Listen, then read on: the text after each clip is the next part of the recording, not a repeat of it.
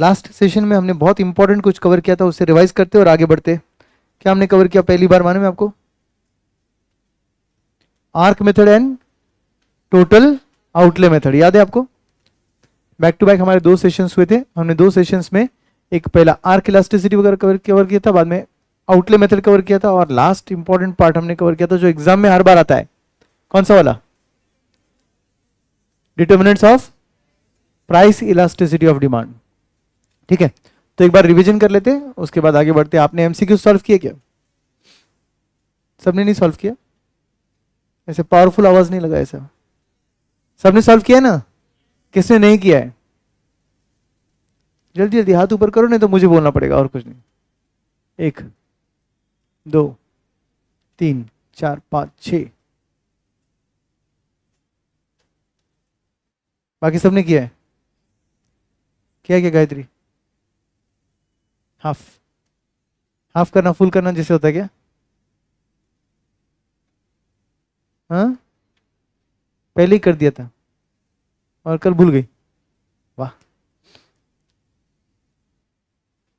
तो जो लोग नहीं कर रहे भाई, किस तैयारी में हो?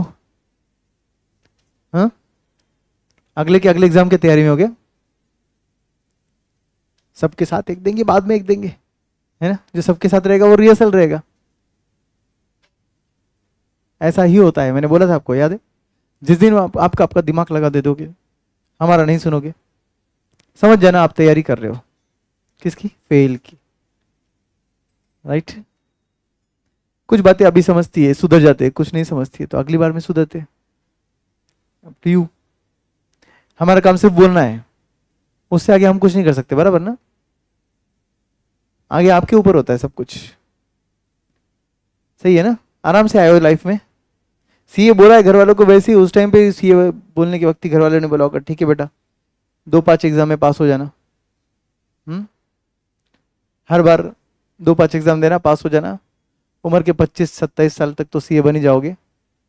जब लोगों को 1-1 2-2 बच्चे हो जाएंगे, तब उनके मैरिजेस में जाके आपको शर्म आएगी, फिर उनके बच्चों के बर्थडे के में जाके आपको शर्म आएगी, नामकरण में शर्म आएगी आपको, तब जाके आप सीए फाइनल में रहोगे, है ना? फिर उम्र के 30वें साल में आई एम अ सीए, है ना? बहुत मेहनत किया है मैंने, डेडिकेशन से सीए किया है। इंटरव्यू लेने वाला भी थकेला मरेला रहता, और आप उससे मरेले, है ना?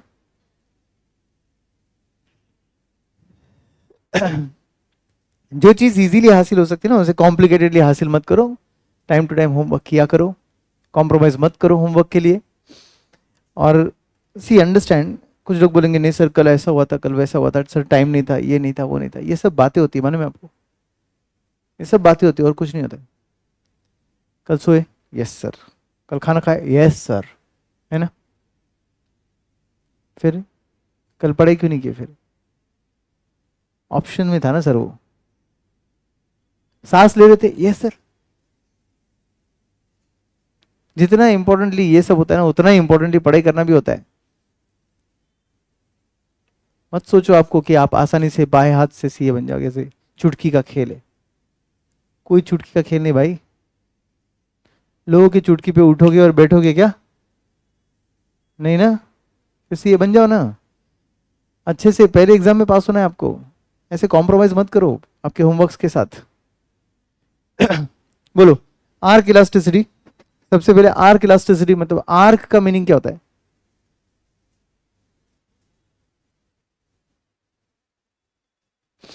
कल डिस्कस किया था आपके साथ मैंने। आर्क मतलब क्या होता है? जब आपका इलास्टिसिटी आप बिटवीन 2 पॉइंट्स निकालते हो, उस टाइम पर वो 2 पॉइंट्स के बीच में डॉटेड लाइन ड्रॉ होती है, और उस टाइम पर उसको क्या बोलते हैं? आर्क। याद आया आपको? तो आर्क इलास्टिसिटी में एक आर्क फॉर्म होता है बिटवीन 2 पॉइंट्स, बराबर है? एक आर्क फॉर्म होता है बिटवीन 2 पॉइंट्स, और वो 2 पॉइंट्स के बीच जब आर्क फॉर्म होता है तो उसका मतलब ये होता है कि आप इन 2 पॉइंट के बीच इलास्टिसिटी ढूंढ रहे हो, और वो 2 पॉइंट्स थोड़े दूर है एक दूसरे से, बिकॉज चेंज जब ज्यादा होता है तब आर्क इलास्टिसिटी यूज होता है, चेंज जब छोटा होता है तब पॉइंट इलास्टिसिटी यूज होता है। तो आर्क इलास्टिसिटी में आप बिटवीन 2 पॉइंट्स ढूंढ रहे हो, दोनों के बीच में एक डॉटेड लाइन है जिसको हम बुला रहे हैं आर्क। ठीक है? दूसरी इंपॉर्टेंट बात, आप पॉइंट इलास्टिसिटी में परसेंटेज चेंज निकालने के लिए बेस किसको बनाते थे, किसको बेस बनाते थे, ओरिजिनल क्वांटिटी या तो ओरिजिनल प्राइस। परसेंटेज चेंज कैसे बनाया जाता है, change divided by base, base किसको बनाते हैं, ओरिजिनल इनटू 100 ना, या तो Q1 या तो P1, डिपेंड्स, आप क्वांटिटी का चेंज निकाल रहे हो या आप प्राइस का चेंज निकाल रहे हो। सब लोग हैं मेरे साथ, समझ रहे हो आप क्या बोल रहा हूं मैं? ओके, तो आर्क इलास्टिसिटी में ऐसा नहीं होता है। आर्क इलास्टिसिटी बोलता है वाई ओरिजिनल। अगर ये बिटवीन 2 पॉइंट्स है तो Q1 या P1 को ही इंपॉर्टेंस क्यों दिया जा रहा है, P2 भी लो, Q2 भी लो। तो जब Q2 और P2 लिया तो बोले P1 क्यों छोड़ दिया? तो हमने क्या करना है, इन दोनों के बीच अगर इलास्टिसिटी मेजर करना है, इसका मतलब इन दोनों को कंसिडर करना है। तो बेस किसको बनाएंगे, इन दोनों के एवरेज को बेस बनाएंगे। और एवरेज कौन सा एवरेज है, सिंपल एवरेज है। तो दो नंबर्स अगर ऐड करेंगे तो divided by 2, that is simple average. तो वो सिंपल एवरेज के लॉजिक से हम क्या करते हैं, आर्क इलास्टिसिटी के फॉर्मूला बनाते हैं, जिसके लिए फॉर्मूला क्या बनेगा, percentage change in quantity demand upon percentage change in price वाला ही फॉर्मूला है, जिसको हम मॉडिफाई कर कर, मतलब जिसको हम आगे स्टेप वाइज सॉल्व कर कर क्या किस पे आ रहे हैं, P1 plus P2 divided by Q1 plus Q2 into Q2 minus Q1 upon P2 minus P1। तो पॉइंट वाले मेथड में और इसमें एक ही डिफरेंस था। राइट हैंड पोर्शन तो सेम ही था, change in quantity upon change in price वाला। लेफ्ट हैंड साइड आपके पॉइंट मेथड में क्या था, P1 बाय Q1, और यहां क्या है, P1 plus P2, and denominator में क्या है, Q1 प्लस Q2 है। वो कैसे आया, वो पूरा स्टेप वाइज अपन ने सॉल्व किया था। 2 2 कैंसिल होता है, याद है आपको? यस। तो पॉइंट इलास्टिसिटी के बाद आर्क इलास्टिसिटी का आपका फॉर्मूला ये रहा, राइट? ये फॉर्मूला देखा था, आपको रट्टा मारने की जरूरत है किसी चीज को, सब कुछ याद है अच्छे से। फिर आउटले मेथड पे आते हैं। आउटले मेथड का नाम होता है टोटल एक्सपेंडिचर मेथड भी बोलते हैं। और कभी कभी आई टोल्ड यू क्वेश्चन में एक्सपेंडिचर की जगह ये वर्ड यूज करते हैं रेवेन्यू, क्योंकि आप कंज्यूमर आपका एक्सपेंडिचर में, सेलर मेरा रेवेन्यू। तो अगर मैं सेलर के एंगल से बात करूं तो आप कंज्यूमर के एंगल से सोचो ना। तो इसीलिए आप रेवेन्यू जहां पढ़ोगे, इधर इस इलास्टिसिटी वाले पॉइंट के लिए आप अगर मतलब आउटले मेथड से क्वेश्चन पूछा है, बट आपको कंफ्यूज करने के लिए ये लोग आउटले वर्ड यूज नहीं कर रहे, एक्सपेंडिचर वर्ड यूज नहीं कर रहे, ये यूज कर रहे आउटले। तो समझ जाना कि सेलर का, सॉरी ये यूज कर रहे वर्ड रेवेन्यू, तो समझ जाना कि सेलर का रेवेन्यू कंज्यूमर का आउटले मतलब एक्सपेंडिचर होता है, ठीक है? तो you will simply replace in your mind the word revenue by expenditure, because seller's revenue is consumer's expenditure, not in the whole syllabus, only for elasticity. पूरे syllabus में revenue को एक्सपेंडिचर कंसिडर नहीं करने का, सिर्फ इलास्टिसिटी के लिए बोल रहा हूं मैं ये बात।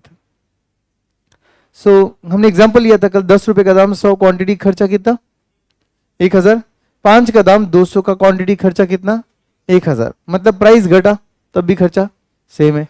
उल्टा सोचते तो भी प्राइस बढ़ा तो खर्चा सेम है। प्राइस चेंज हो रहा है, भले ही घट रहा है या बढ़ रहा है, अगर खर्चा सेम है, खर्चा मतलब एक्सपेंडिचर अगर सेम है, इसका मतलब क्या हुआ, जितने से प्राइस चेंज हुआ है उतने से क्वांटिटी भी चेंज हुआ है, इसलिए खर्चा कांस्टेंट है।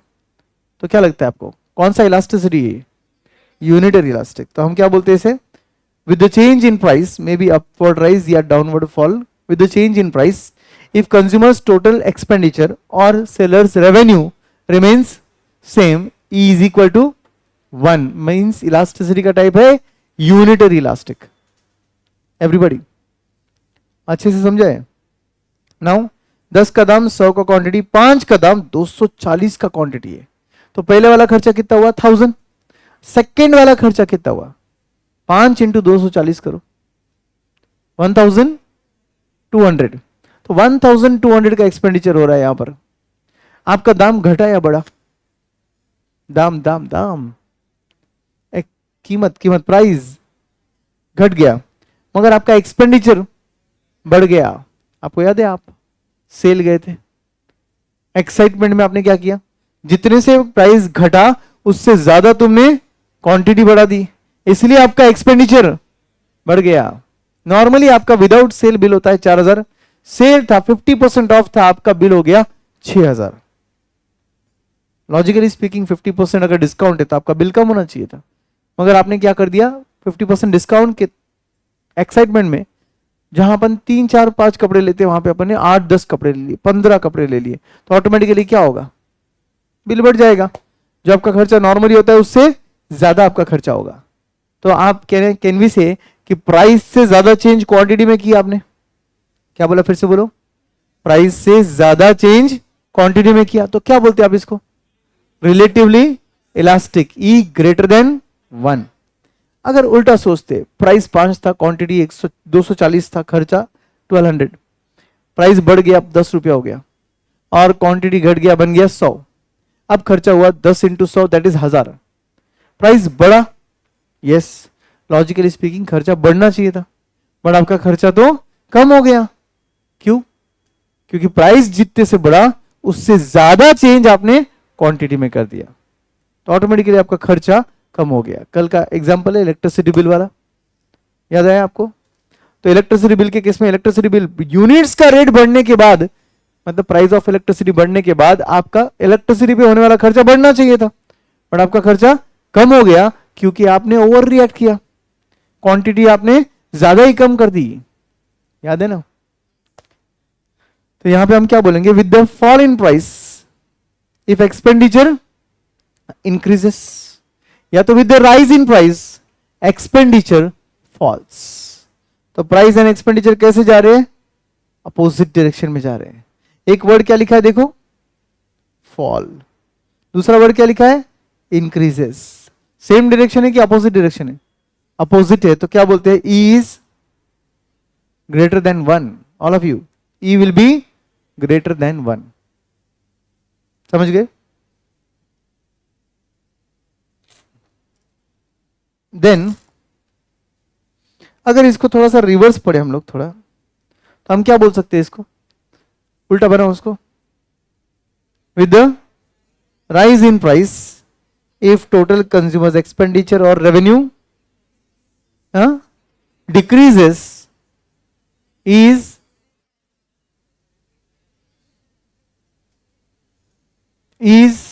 Greater than 1 not less than 1। उल्टा बनाओ मतलब पूरा उल्टा नहीं बनता है, मैंने कल समझाया था आपको। उल्टा बनाओ मतलब डायग्राम तो सेम ही है ना भाई, आप 5 से 10 पे आओ या 10 से 5 पे जाओ, डायग्राम सेम है, तो इलास्टिसिटी का टाइप कहां से चेंज होगा, सिंपल। समझे? तो हम क्या बोले कल, याद है आपको, एक हिंट बोला था मैंने आपको कल, और उतना ही लिखा के दिया जितनी जरूरत थी। मैंने आपको बताया प्राइस एंड एक्सपेंडिचर अगर इनवर्स रिलेशनशिप में है, ई विल बी ग्रेटर देन 1।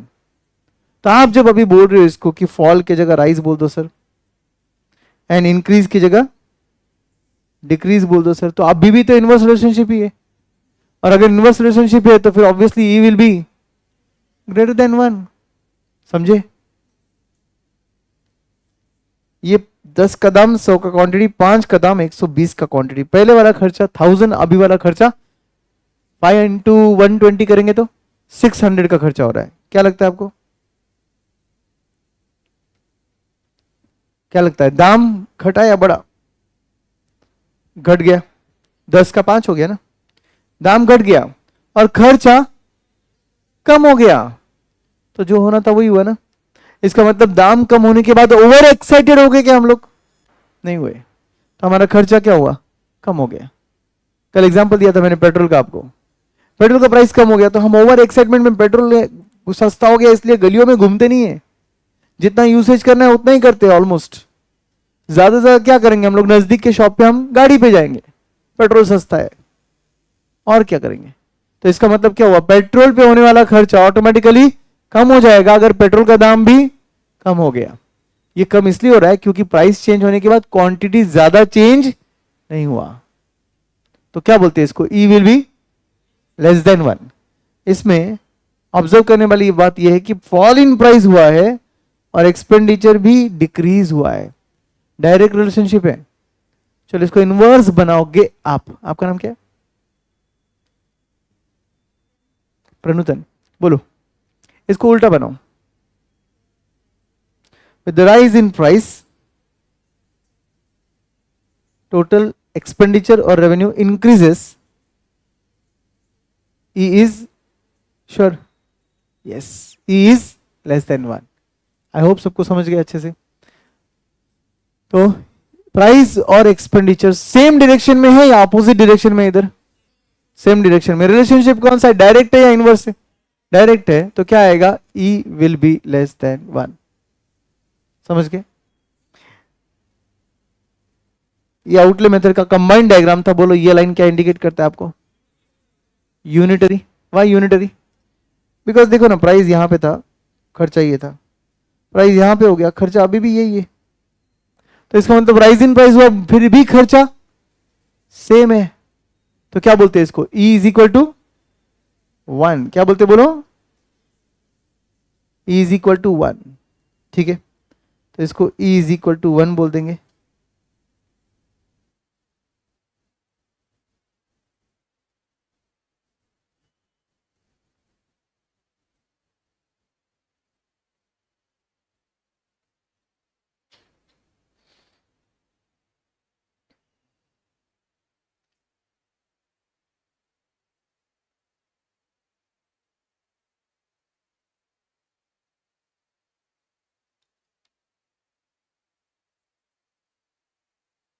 क्या हो गया ये?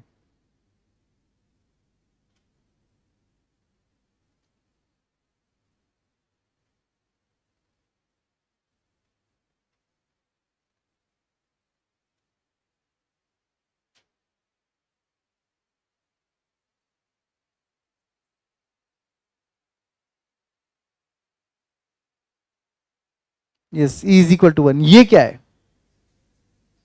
अपवर्ड राइजिंग है, डाउनवर्ड स्लोपिंग है? डाउनवर्ड स्लोपिंग कब आता? E will be greater than 1 के वक्त, मतलब कौन सा रिलेशनशिप के वक्त? इनवर्स रिलेशनशिप के वक्त। करेक्ट। तो यहां पर A और B के बीच जो रिलेशनशिप है वो E ग्रेटर देन 1 है, क्योंकि वो डाउनवर्ड स्लोपिंग है, मतलब वो इनवर्स रिलेशनशिप बता रही है। किसके और किसके बीच? प्राइस और एक्सपेंडिचर के बीच। किसके बीच बोलो? प्राइस और एक्सपेंडिचर के बीच।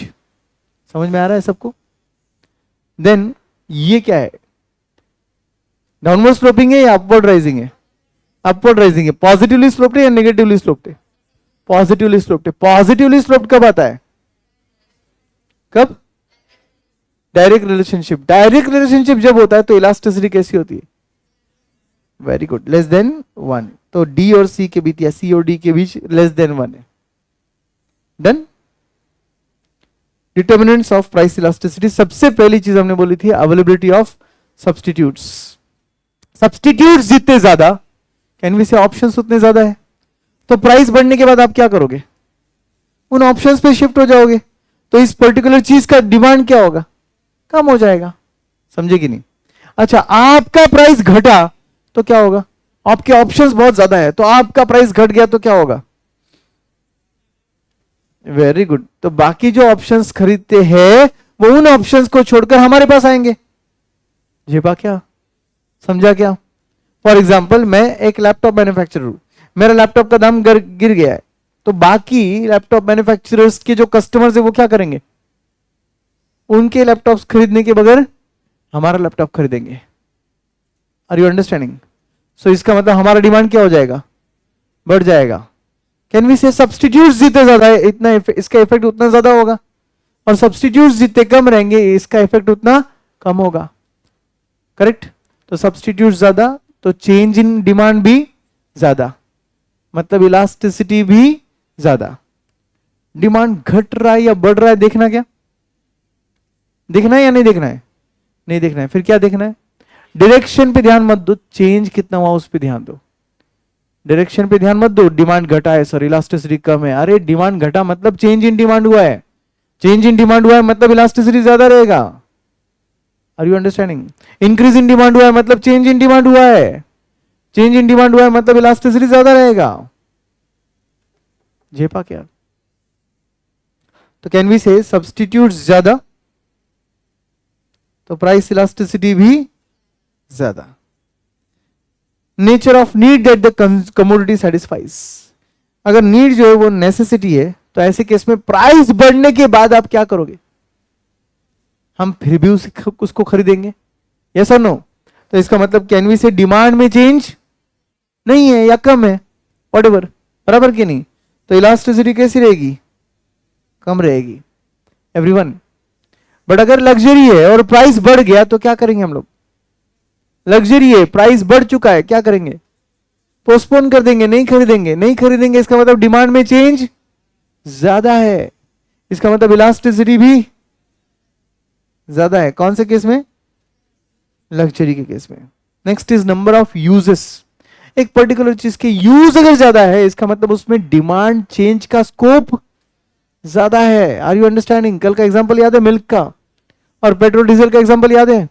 मिल्क के यूजेस ज्यादा है तो डिमांड चेंज का स्कोप भी ज्यादा है, तो इलास्टिसिटी कैसी रहेगी? ज्यादा रहेगी। तो इलास्टिसिटी ज्यादा रहती है जब यूजेस भी ज्यादा होते हैं। बट यूजेस ही एक या दो है तो डिमांड चेंज का स्कोप कम है, तो ऑटोमेटिकली डिमांड में चेंज भी कम होगा, तो इलास्टिसिटी कैसी रहेगी? कम रहेगी। Everyone, position of commodity in consumers budget. याद है आप होनार और नालायक दोनों कैटेगरी में गए थे आप कल। तो आप जब नालायक थे एकदम तो आपने क्या किया? कंज्यूमर के बजट का मैक्सिमम पोर्शन ऑक्यूपाई करने वाला कमोडिटी डिमांड किया। तो इस केस में क्या होता है? अगर उसका पोजीशन बहुत ऊंचा है, मतलब आपके बजट का मैक्सिमम पार्ट उस पर खर्च हो रहा है, और ऐसी चीजों का दाम बढ़ जाए तो आप फिर भी उसको खरीदते हो क्या? नहीं खरीदते। तो इसका मतलब उसका इलास्टिसिटी, डिमांड में चेंज क्या होता है? ज्यादा होता है या कम होता है? ज्यादा होता है, तो इलास्टिसिटी भी ज्यादा है। समझ में आ रहा है बात? और अगर उस पर होने वाला खर्चा ही कम है, ओवरऑल बजट के सामने उस पर होने वाला खर्चा वैसे भी कम है, तो आप क्या करोगे? प्राइस बढ़ने के बाद फिर भी खरीदेंगे। तो डिमांड में चेंज कम है, डिमांड में चेंज कम है तो इलास्टिसिटी भी कम है। Everybody, consumer habit. अगर कंज्यूमर कोई चीज का हैबिचुअल है तो क्या होगा? अगर कंज्यूमर एक पर्टिकुलर चीज का हैबिचुअल है तो क्या होगा? इलास्टिसिटी कम हो जाएगी, क्योंकि डिमांड में चेंज नहीं होगा या कम होगा, बराबर ना? और ये बात तो हमारी सरकार भी जानती है, इसलिए सरकार क्या करती है? सिगरेट्स, लिकर्स, इन पे टैक्सेस ज्यादा लगाती है। क्या बोलकर ज्यादा लगाती है? कि ये हानिकारक चीजें हैं, इन पे टैक्सेस लगाने से इनका प्राइस बढ़ेगा, लोग इसको कम कंज्यूम करेंगे। क्यों? उनको इकोनॉमिक्स नहीं आता क्या? ऑब्वियसली आता है उनको इकोनॉमिक्स। उनको पता है ये हैबिचुअल गुड्स है और कंज्यूमर्स इनके प्राइसेस बढ़ने के बावजूद भी इनको कंज्यूम करता है, राइट? तो जिन चीजों की हैबिट्स होती है उन चीजों में इलास्टिसिटी कैसी होती है? कम होती है, क्योंकि डिमांड का चेंज का स्कोप कम है, क्योंकि वो आपकी जरूरत बन गई ना। अभी लत लगना बोलते ना, क्यों ये चीजों को हानिकारक बोलते हैं? सिगरेट्स, लिकर को क्यों हानिकारक बोलते हैं? नो डाउट ये हमारी बॉडी के लिए खराब है।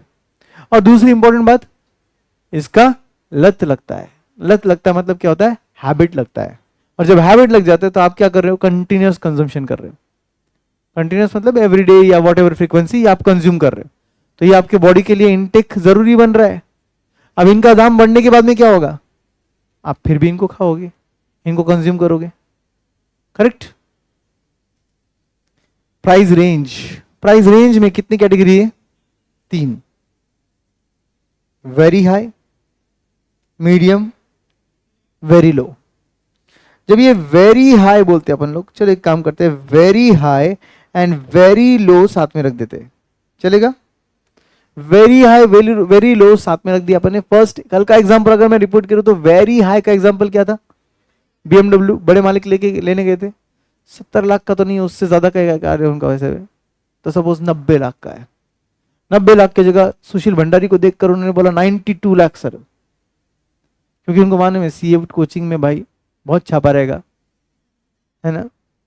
प्रशांत सारडा के मतलब एम्प्लॉयर है, छापा तो रहेगा, राइट? और उन्होंने क्या बोल दिया? 92 लाख सर।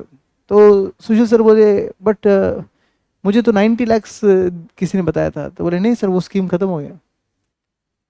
सुशील सर बोले ठीक है 92, it's okay. Are you sure 92? Yes sir. उनका पेन वेन देख के वैसे भी उनको समझ गया कि ये पक्के से 92 दे देंगे, तो 92 लाख दे दिया उन्होंने और उन्होंने खरीद लिया। Very high range.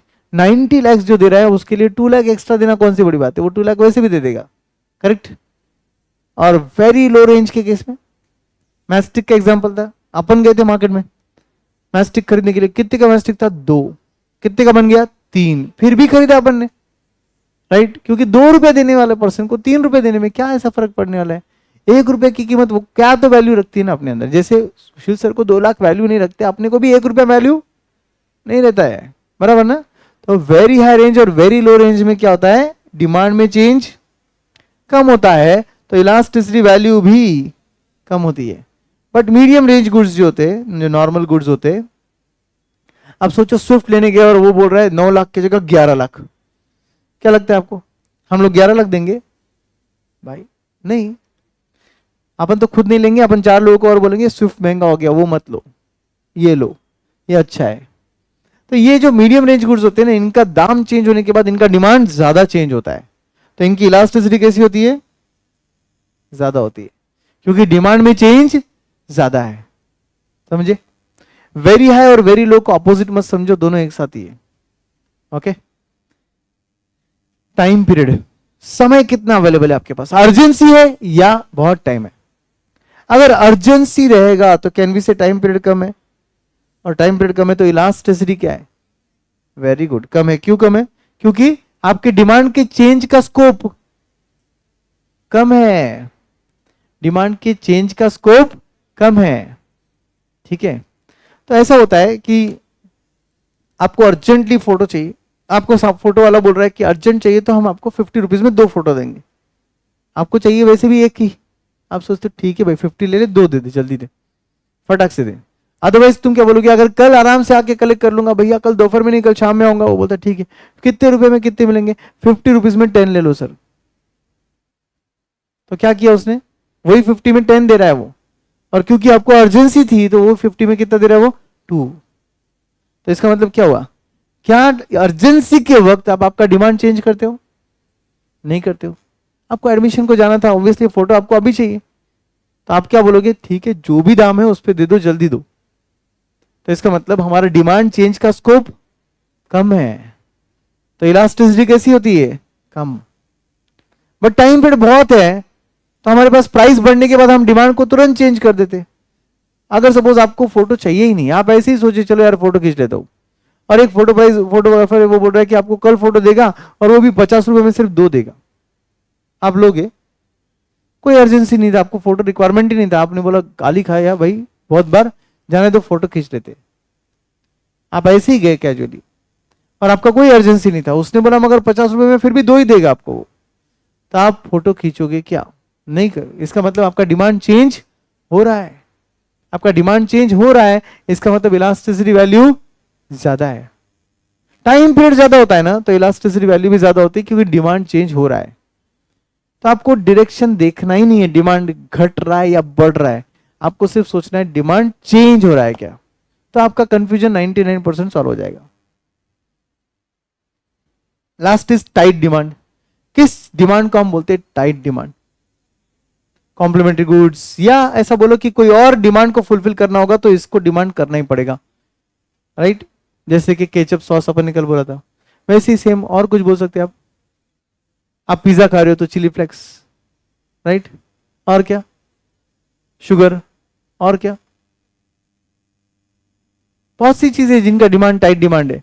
Salt tight demand है ना, सॉल्ट खरीदा, कटोरी में डाला, चम्मच लिया और खाने लग गया, ऐसा होता है क्या? नहीं ना। क्या करते हैं हम लोग सॉल्ट के साथ? सॉल्ट लेते हैं तो उसको बाकी चीजों में यूज करते हैं ना।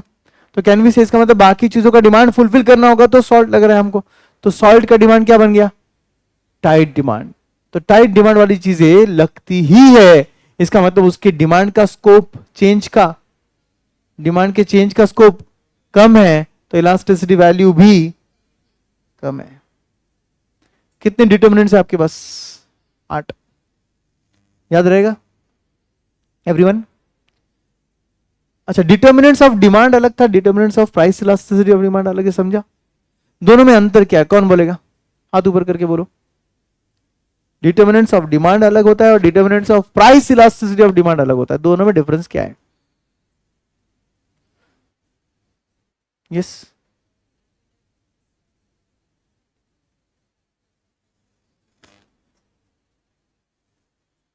Determinants of demand, factors affecting the demand, वो स्टडी कर रहे हैं हम लोग। ओके,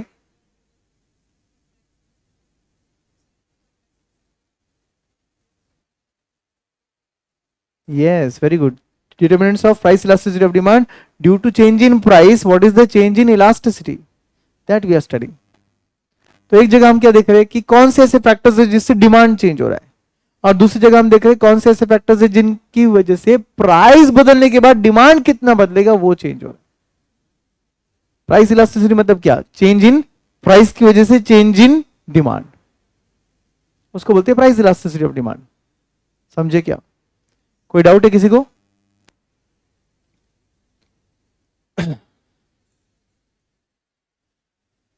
लास्ट पॉइंट बचा है income elasticity.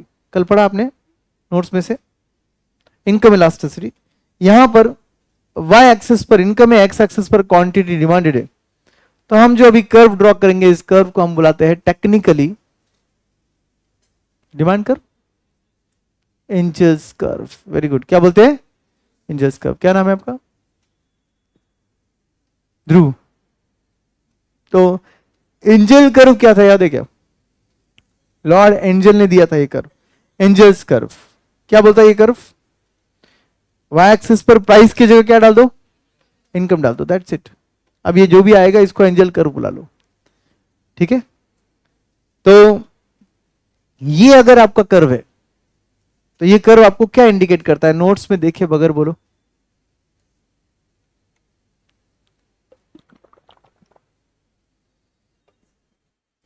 What does this indicates? Steeper नहीं है ये, इट इज नॉट स्टीपर। बोलिए।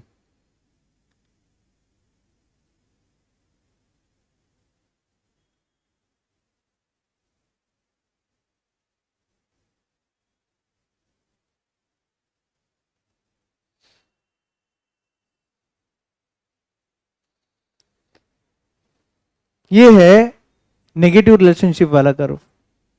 क्या है बोलो?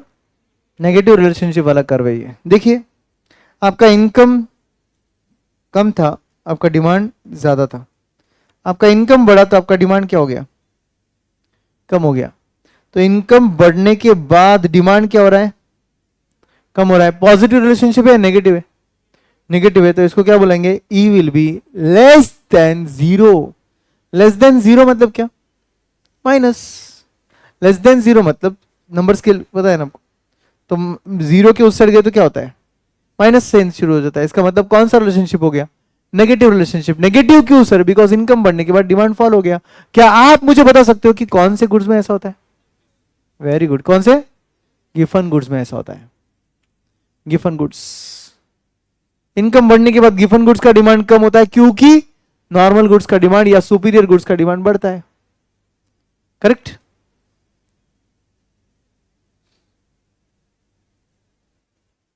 ये कौन सा elasticity? Equal to 1। Equal to 1 नहीं है, ई इज इक्वल टू 0 है वो। मगर ईपी ईपी ईपी लिखते थे अपन, ये ईपी नहीं है, ये ई आई है, इनकम इलास्टिसिटी। क्योंकि अब तक जो पढ़ा था वो क्या था? Price elasticity. अब ये क्या पढ़ रहे हैं? Income elasticity. और आप क्या ऑब्जर्व कर रहे हो इस लाइन को? अगर ए लाइन को भूल जाओ आप, ये बी लाइन है सपोज, तो बी लाइन में आप क्या ऑब्जर्व कर रहे हो? डिमांड कांस्टेंट है इररिस्पेक्टिव ऑफ इनकम, क्योंकि इनकम चेंज हो रहा है। क्या नहीं? क्या नहीं? नहीं क्या नहीं? भाई तुम मेरे क्वेश्चंस को प्रेडिक्ट मत करो। मेरे और आईसीआई के क्वेश्चंस को कभी नहीं प्रेडिक्ट करना चाहिए। आप जैसा सोचते वैसा मैं पूछता ही नहीं हूं। आप क्या सोचते हो मुझे पहले से पता होता है, इसलिए मैं जानबूझकर अलग पूछता हूं। तो सुनिए अच्छे से पहले।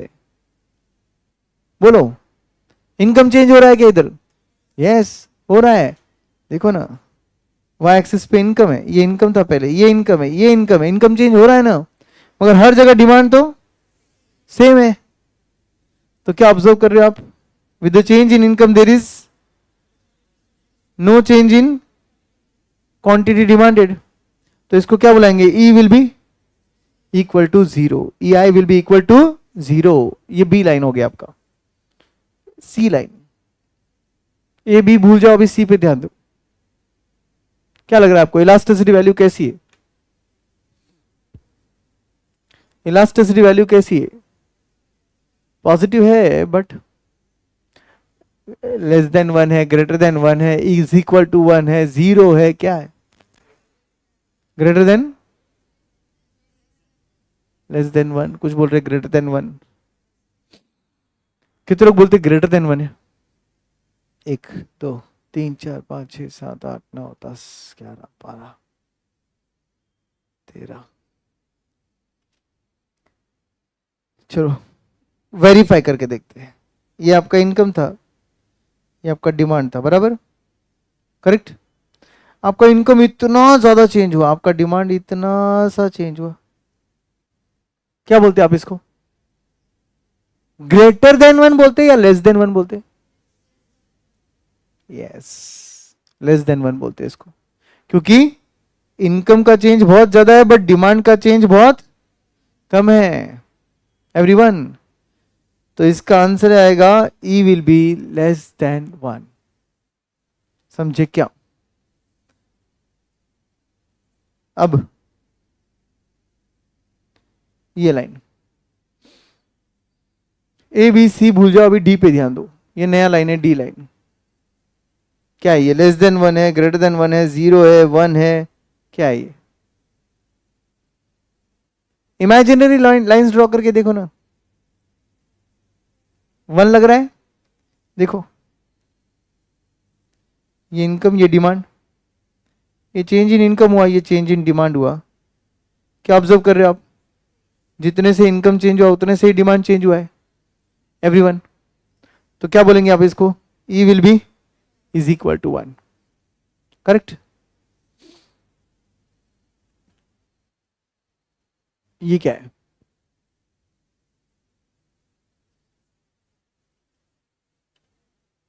ग्रेटर देन वन है या इन्फानेट है? कितने लोग बोलते हैं इन्फानेट है? अब तो हम बोलेंगे सर, है ना? इन्फानेट है वो। यस, बिकॉज वो पूरा फ्लैट लाइन है। तो भले ही आईसीआई मॉड्यूल ने इसको क्या बुलाया, ग्रेटर देन वन, बट हम इसको बुलाएंगे इज इन्फानाइट। और इनके बीच एक लाइन ड्रॉ करेंगे हम, may be we will call this as F. और ये रहेगा आपका E I greater than one. ये क्या रखेंगे हम इसको? E I is equal to infinite. क्यों सर, ऐसा क्यों बोल रहे हैं आप? बिकॉज यहां पर हम इनकम को चेंज नहीं कर रहे, फिर भी डिमांड चेंज हो रहा है। तो फ्लैट लाइन को क्या बोलते हैं? E is infinite. बट ये लाइन जो है ये ग्रेटर देन वन है, बिकॉज आप देख चेक कर लो एक बार, ये इनकम, ये डिमांड, इनकम इतना सा बड़ा और डिमांड देखो कितना ज्यादा बड़ा। दिख रहा है आपको? इनकम कितना कम से बड़ा मगर डिमांड कितना ज्यादा से बड़ा। तो क्या बोलते हैं आप इसको?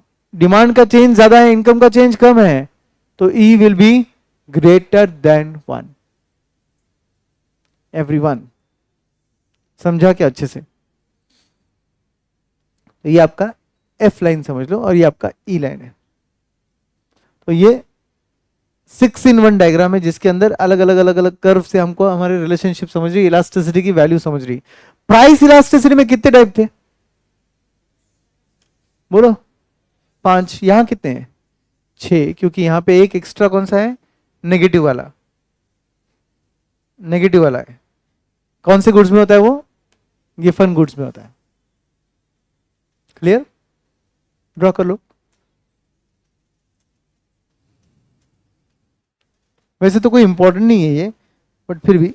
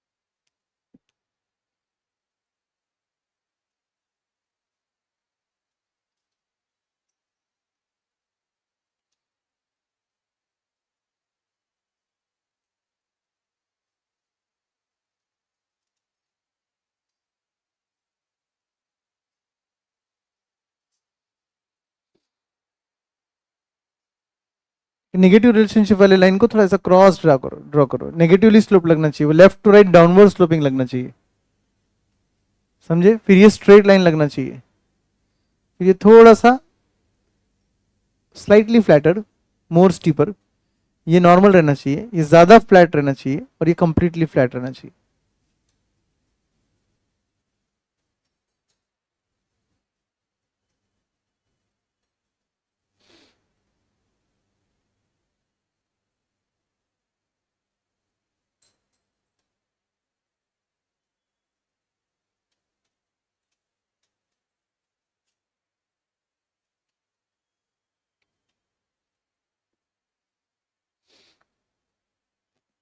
वाई एक्सिस पे क्या लिखा है? इनकम है, प्राइस मत लिखना आप,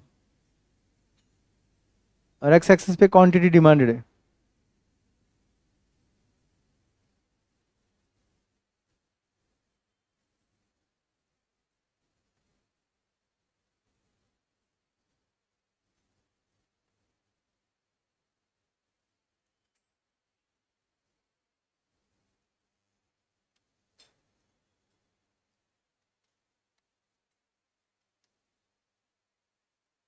लिख रहे हो आप अच्छे से?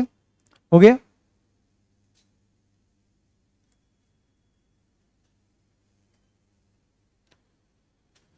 हमने प्राइस इलास्टिसिटी बात किया, हमने इनकम इलास्टिसिटी बात किया, एडवर्टीजमेंट भी बिल्कुल ऐसे ही रहेगा। एडवर्टीजमेंट में चेंज कितना है और डिमांड में चेंज कितना है उतना देखना पड़ेगा आपको, ठीक है? लास्ट में एक टेबल ड्रॉ करके दूंगा मैं आपको, उससे एडवर्टीजमेंट भी क्लियर हो जाएगा आपको। अब बात करते हैं क्रॉस इलास्टिसिटी के बारे में। हो गया ना वो ड्रॉ करके? क्रॉस इलास्टिसिटी दोस्तों, अगर दो गुड्स है जो एक दूसरे से रिलेटेड रह सकते हैं, या तो कॉम्प्लीमेंट्री हो सकते हैं या तो सब्सटीट्यूट हो सकते हैं, तो इनके बीच के इलास्टिसिटी को हम बोलते हैं क्रॉस इलास्टिसिटी। एक का दाम चेंज करने का और दूसरे का डिमांड, जिसका दाम चेंज कर रहे हो ना वो कभी भी रिलेटेड गुड्स होने चाहिए, और जिसको आप डिमांड स्टडी कर रहे हो उसको हम बुलाते हैं मेन गुड्स, ठीक है? तो लेट्स से कि आपका फर्स्ट गुड्स है perfect substitute. What is the meaning of perfect substitute goods? किसको बोलते हैं हम परफेक्ट सब्सटीट्यूट गुड्स गाइस?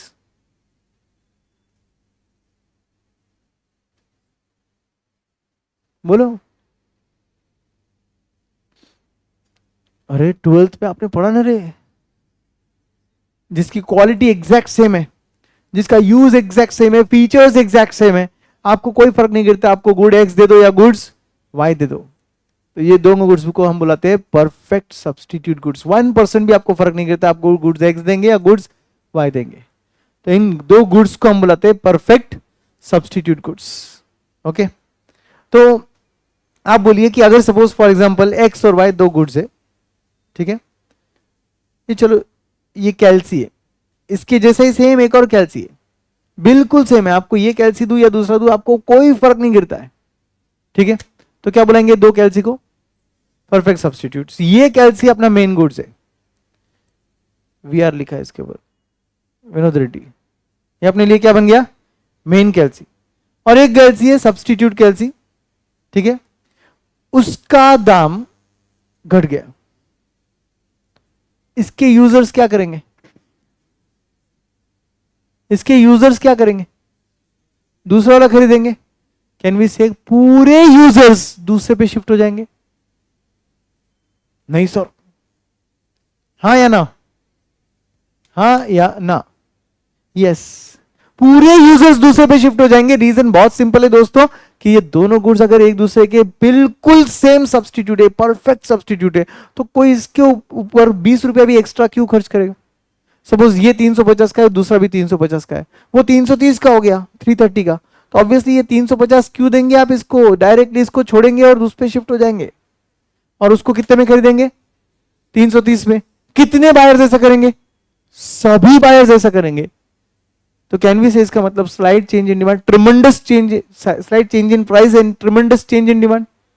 उसका स्लाइड चेंज हुआ प्राइस का, मगर डिमांड ट्रिमेंडसली चेंज हो गया अपने मेन गुड्स का। तो इनके बीच की रिलेशनशिप इलास्टिसिटी कैसी आ रही है? इनफाइनाइट आ रही है।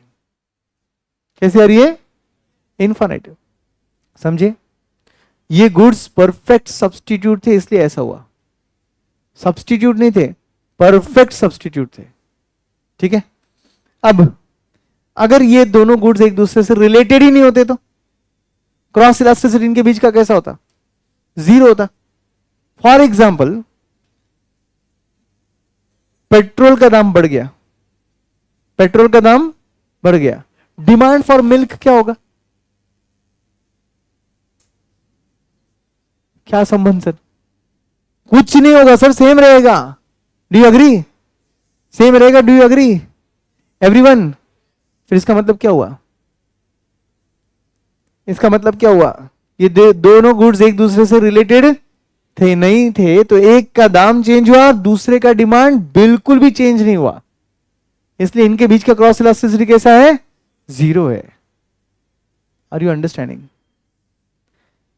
अगर ये गुड्स सिर्फ सब्सटीट्यूट होते एक दूसरे के, परफेक्ट नहीं, सब्सटीट्यूट होते सिर्फ, फॉर एग्जांपल ये कैल्सी और इसके जैसा कोई और कैल्सी है बट सेम नहीं है बिल्कुल भी, इसमें कुछ एक्स्ट्रा फीचर्स रहेंगे या उसमें कुछ एक्स्ट्रा फीचर रहेंगे, वॉट ये लेंगे या वो लेंगे, आपको फर्क पड़ता है? तो आप बोलिए कि उसका दाम कम हो गया तो इसके सभी बायर उधर जाएंगे क्या? मगर कुछ बायर जाएंगे ना। उसका दाम क्या हुआ? कम हुआ। इसका डिमांड क्या हुआ? क्या हुआ? कम हुआ। उसका दाम कम हुआ और इसका डिमांड कम हुआ क्योंकि इसके कुछ बायर्स उधर शिफ्ट हो गए। क्या रिलेशनशिप है दोनों के बीच? डायरेक्ट। डायरेक्ट रिलेशनशिप को क्या बोलते हैं? पॉजिटिव। तो इसलिए क्रॉस इलास्टिसिटी कैसी होती है? पॉजिटिव होती है बट इनफाइनाइट नहीं होती। पॉजिटिव होती है बट इनफाइनाइट नहीं होती क्योंकि सभी बायर्स शिफ्ट नहीं हुए। समझे? और अगर दो गुड्स एक दूसरे के कॉम्प्लीमेंट्री गुड्स है तो इनके बीच की रिलेशनशिप है इनवर्स, इसलिए इसका क्रॉस इलास्टिसिटी रहेगा नेगेटिव। कॉम्प्लीमेंट्री गुड्स का एग्जांपल लेते हैं डीजल पेट्रोल। प्राइस बढ़ गया तो कार्स का डिमांड क्या हो जाएगा? कम हो जाएगा। मैंने किसका दाम चेंज किया? कॉम्प्लीमेंट्री गुड्स का, मेन गुड्स का नहीं, कॉम्प्लीमेंट्री गुड्स का। बट डिमांड किसका स्टडी कर रहा हूं मैं? मेन गुड्स का। Are you understanding? और क्या देख रहे हो आप? प्राइस ऑफ कॉम्प्लीमेंट्री गुड्स बढ़ा, डिमांड फॉर मेन गुड्स घटा, तो वो बढ़ रहा है और ये घट रहा है, दोनों अपोजिट डायरेक्शन में है। क्या बोलते हैं इसको? इनवर्स। इनवर्स मतलब क्या? नेगेटिव। कैन वी से सब्स्टिट्यूट पॉजिटिव होता है और इन कॉम्प्लीमेंट्री नेगेटिव होता है? ये तो अपन ने पहले टाइम ही पढ़ लिया था डिटरमिनेंट्स के वक्त। तो बस सेम रिलेशनशिप यहां पर भी आएगी। आपका जो क्रॉस इलास्टिसिटी है वो कॉम्प्लीमेंट्री में आएगा, इनवर्स मतलब नेगेटिव, और सब्स्टिट्यूट में आएगा पॉजिटिव। परफेक्ट सब्स्टिट्यूट रहेगा इनफाइनाइट आएगा, नॉट रिलेटेड रहेगा तो जीरो आएगा। लिख लो।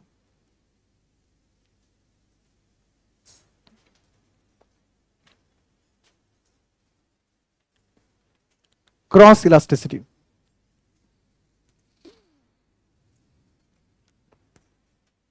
perfect substitutes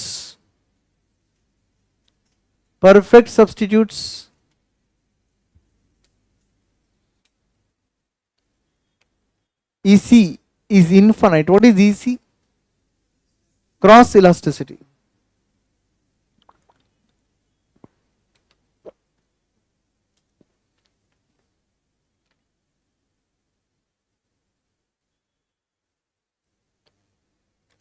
Not related goods.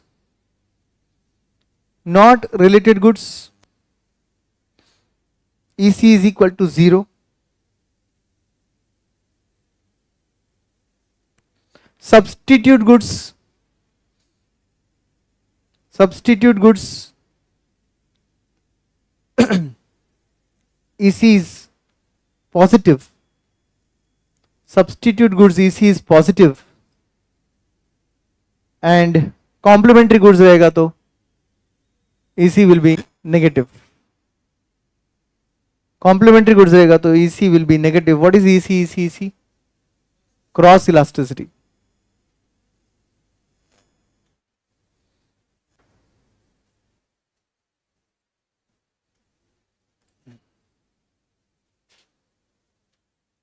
अब बात करेंगे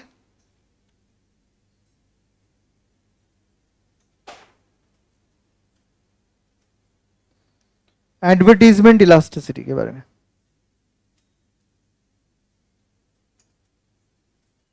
advertisement elasticity, what do you think friends? advertisement elasticity of demand. Serial number, percentage change in, क्या बोलूं, percentage change in firms spending on advertisement, correct? firms spending on advertisement, and यहां पर रख देंगे percentage change in quantity demanded, या आप demand भी बोल सकते थे उसको, बराबर क्या? एंड यहां पर हम बोलेंगे E is equal to question mark and type of elasticity, same जैसे अपन ने प्राइस के वक्त देखा था वैसे। बोलिए first case, 10% change in advertisement expenditure, 25% change in quantity demanded, elasticity value will be how much? Elasticity value will be how much? हाँ, वैल्यू पूछा मैंने, वैल्यू टाइप नहीं पूछा। 2.5, क्यों? Formula is percentage change in quantity demanded upon percentage change in firm spending on advertisement. So 25% divided by 10%, it will be 2.5 times. What is the meaning of 2.5 times? For every 1% change in firm's advertisement, there is a 2.5% change in quantity demanded. तो ये elasticity कैसी है? E will be greater than 1, but at the same time it will be less than infinite. तो एक type कौन सा बन गया? रिलेटिवली इलास्टिक बन गया। करेक्ट है क्या? समझ में आया क्या? Any doubts, any questions?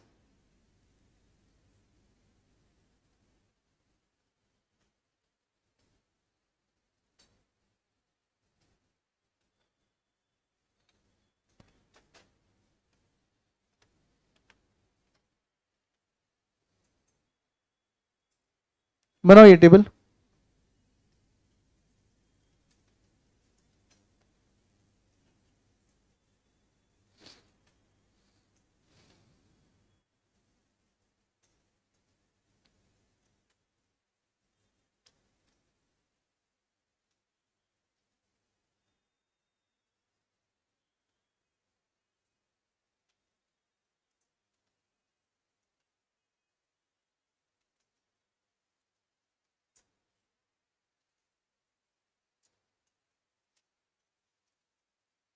Second type will be, पहले आप टेबल बना लो, फिर अपन अलग अलग पॉइंट डिस्कस करेंगे। आई होप कि आप,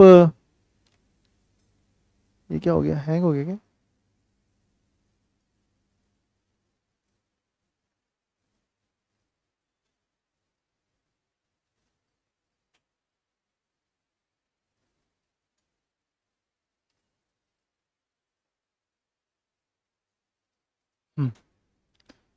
बोलिए,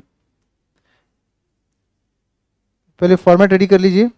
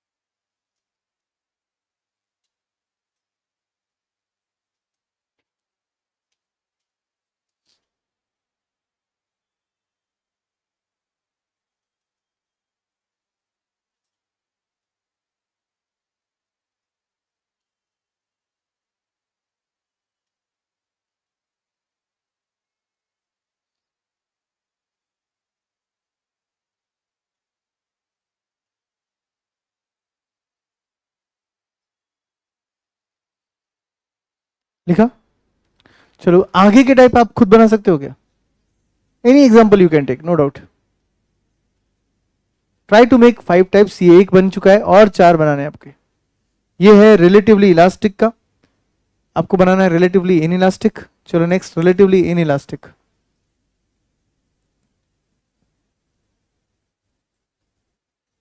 relatively in elastic.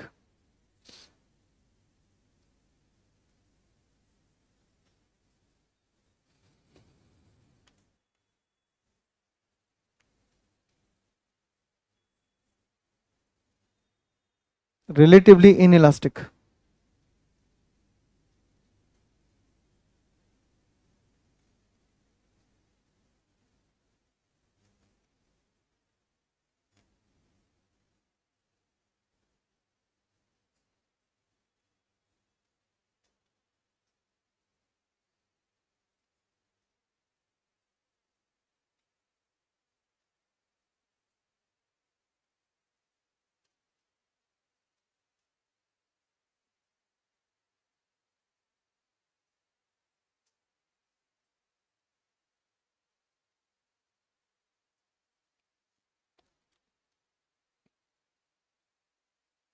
Next will be perfectly elastic.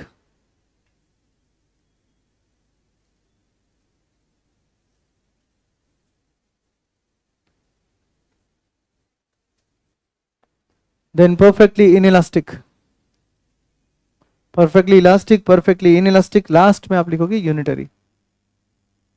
Sequence can be anything, don't worry. अगर आपने सीक्वेंस कोई चेंज किया रहेगा तो नथिंग टू वरी.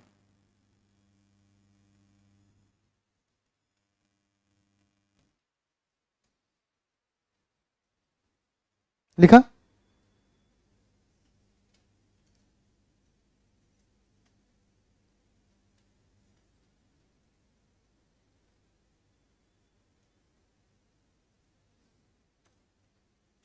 हो गया सबका? चलो सेकेंड टाइप मैंने क्या बोला था आपको? रिलेटिवली इन इलास्टिक का एग्जांपल बनाना है हमको. Relatively in elastic.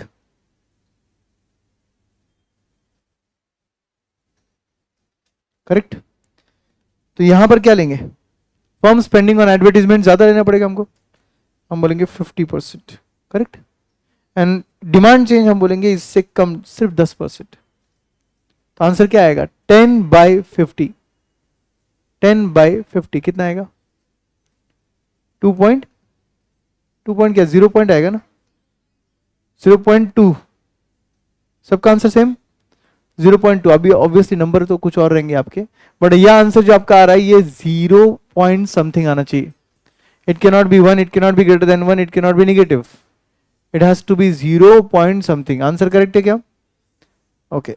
तो फिर इसको क्या बोलेंगे? Is greater than 0, less than 1. Correct. मतलब बिटवीन 0 एंड 1.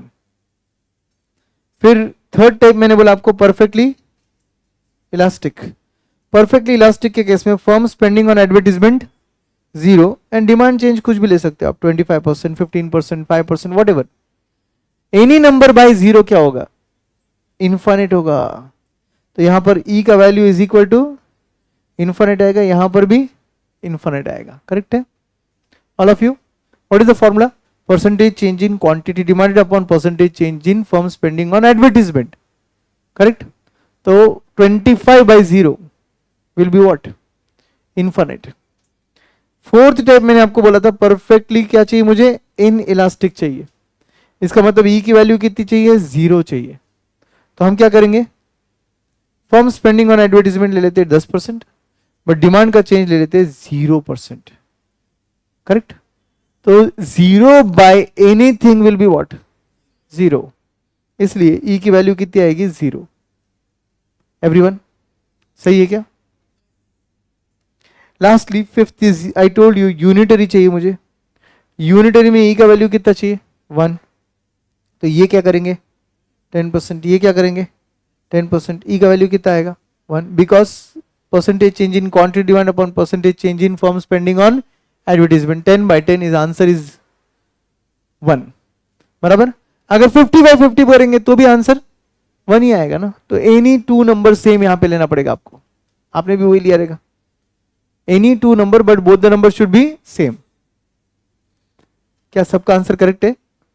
क्या आप सबको ये टाइप समझे हैं? यस। तो here we can say that ये चैप्टर जो है वो ऑफिशियली एंड होता है। डिटर्मिनेंट्स में हमने एक पार्ट पढ़ा था taste and preference, taste and preference में हमने एक पार्ट पढ़ा था Veblen effect, snob effect and bandwagon effect. Sequentially बताओ तो bandwagon, snob and Veblen effect था। उसी के साथ एक वर्ड था डेमोन्स्ट्रेशन इफेक्ट। क्या होता है डेमोन्स्ट्रेशन इफेक्ट? ये भी कंजम्पशन ऑफ अदर्स को देखकर होता है डेमोन्स्ट्रेशन इफेक्ट।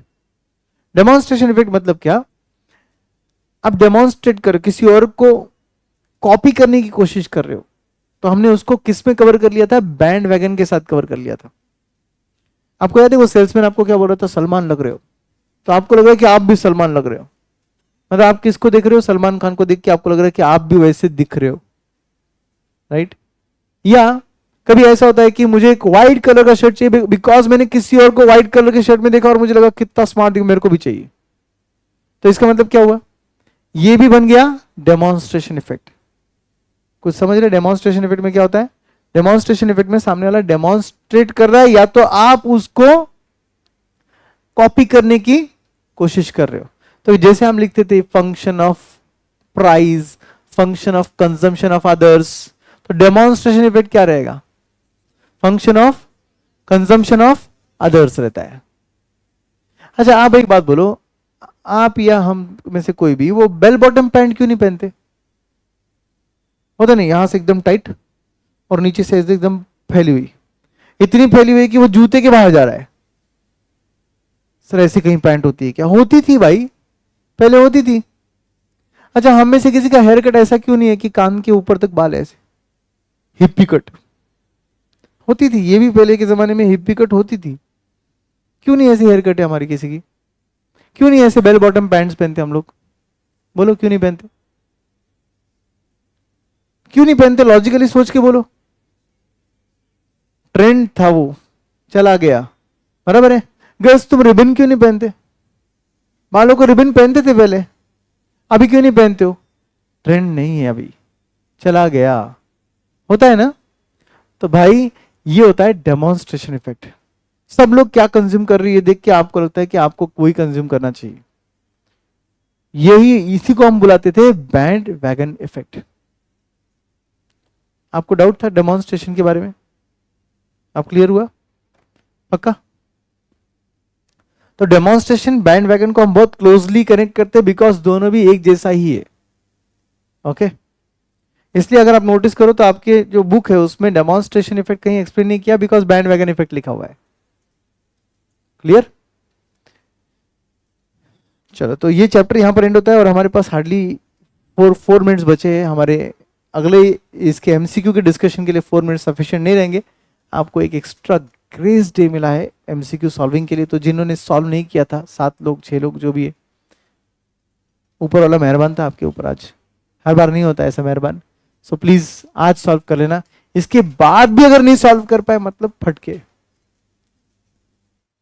मैं नहीं दूंगा, देने वाला बराबर देता है। ठीक है तो प्लीज आज सॉल्व करना अच्छे से एमसीक्यूज, और हम लोग क्या करेंगे इन एमसीक्यूज का डिस्कशन कल स्टार्ट कर देंगे। और आप क्या बैकअप कहां कर रहे हो? रुको 4 मिनट है, मतलब मैं एक आधा क्वेश्चन सॉल्व करूंगा आपको। इस इलास्टिसिटी का एक क्वेश्चन सॉल्व कर लेंगे ना। Open your notes. छोड़ते हम खुद को भी नहीं है भाई। चलो इलास्टिसिटी एक क्वेश्चन लो और आप ही डिसाइड करो कौन सा टाइप रहेगा और सॉल्व करो। ठीक है?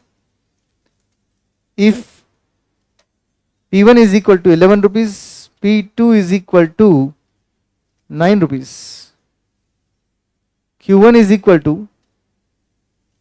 8,900 units, Q2 is equal to 15,400 units. तो EP is equal to question mark.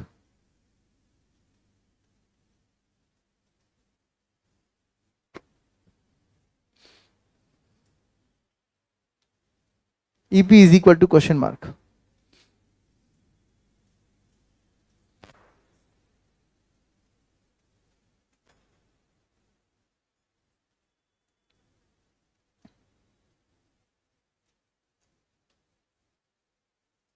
Which type of elasticity you are following? Point और आर्क? पॉइंट और आर्क किस पर फोकस करना चाहिए, प्राइस एंड क्वांटिटी में से? क्वांटिटी।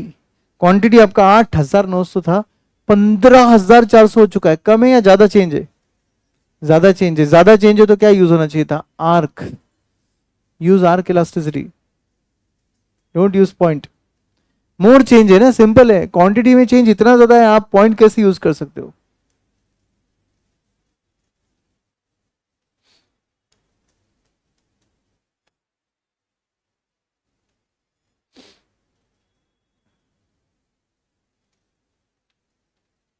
बोलिए formula. P1 plus P2 upon Q1 plus Q2 into Q2 minus Q1 divided by P2 minus P1।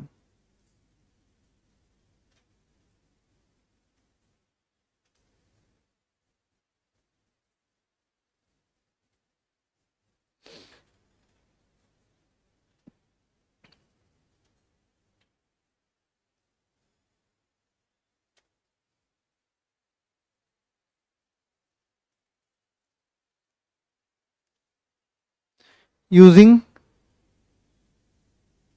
arc method. How do you understand you have to use arc method? Because there is a more change in quantity. So price plus price का total 20 होता है, quantity plus quantity का total कितना होता है? 24,300। Difference in quantity कितना है? 6,500। And difference in price कितना है? -2 है। आपका आंसर माइनस में आएगा कि नॉर्मल आएगा? नॉर्मल आएगा। कितना आएगा? 2.6748 times. What is the meaning of 2.67 times? What is the meaning of 2.67 times elasticity? For every 1% change in price, there is a 2.67% change in quantity demanded. तो क्वांटिटी डिमांडेड का change ज्यादा है या कम है? ज्यादा है। अगर मैं पूछूं ये टाइप कौन सा इलास्टिसिटी को, तो आपका आंसर क्या आएगा? Relatively. Very good, relatively elastic आएगा। समझे क्या? एक और क्वेश्चन ट्राई कर लो। If demand function is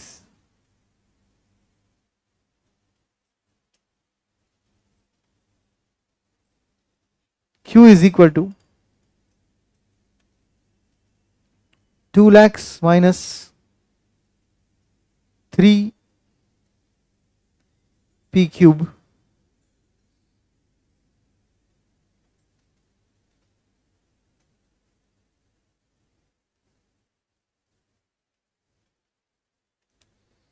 where P is equal to rupees 10. EP is equal to question mark.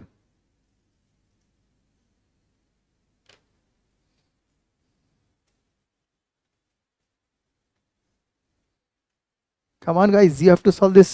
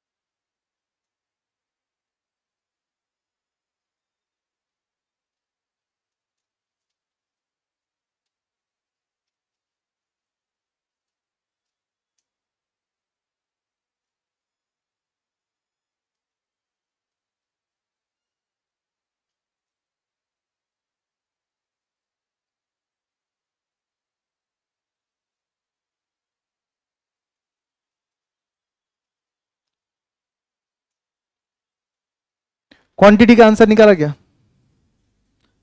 Quantity का आंसर निकाला सबने? क्या क्वांटिटी का फंक्शन दिया है उन्होंने? 2 लैक्स माइनस 3p³ तो यहां पर हम बोलेंगे therefore quantity is equal to 2 lakhs minus 3 into 10 का क्यूब ना. So therefore quantity is equal to 2 lakh minus 3000 आएगा. क्यों 3000 आएगा? 10 का स्क्वायर होता है 100 और फिर क्यूब होता है 1000. 1000 इंटू 3 करेंगे तो हो जाएगा 3000. अगर 3000 माइनस कर देंगे 2 लाख में से तो क्वांटिटी का आंसर आएगा 1,97,000 के आगे लिखेंगे यूनिट्स क्योंकि वो क्वांटिटी है. करेक्ट है? Any doubt? अब dq बाई dp कैसे सॉल्व होता है? ये जो इक्वेशन होता है 2 लाख माइनस 3p³ हम इसको सॉल्व करते हैं यूजिंग डेरिवेटिव.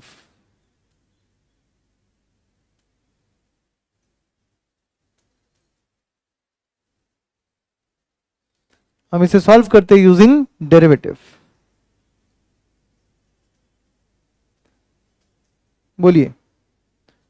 2 लाख मतलब constant number, derivative value is 0. Minus की जगह माइनस, क्यूब के 3 को सामने लाया, इंटू 3 किया, इंटू p³ माइनस 1 कर दिया. मतलब कितना हो गया वो -9p². -9p² मतलब अभी p का वैल्यू कितना बोला अपन ने? 10 बोला. तो 10 का स्क्वायर कितना होता है? 100. 100 इंटू 9 कितना होता है? 900. तो आंसर कितना आएगा? -900. क्या आंसर आया? -900 आया. ये आंसर हर वक्त माइनस में ही रहता है इसलिए इसको माइनस dq बाई dp बोलते हैं, सिर्फ लिखते कभी नहीं है. ओके. फाइनली फॉर्मूले में लिखेंगे अभी क्योंकि आंसर माइनस में है. p1 by q1 into minus dq by dp. p1 कितना? 10. q1 कितना? 1,97,000 इंटू -900. करेक्ट. जिससे आपका फाइनल आंसर -0.045 4568 क्या? 4568 टाइम्स. कोई बात नहीं, अगर आप 2-3 डेसिमल तक आंसर लिख रहे हो, 4 तक लिख रहे हो तो ठीक है, इतने आगे तक जाने की जरूरत नहीं है. आगे आंसर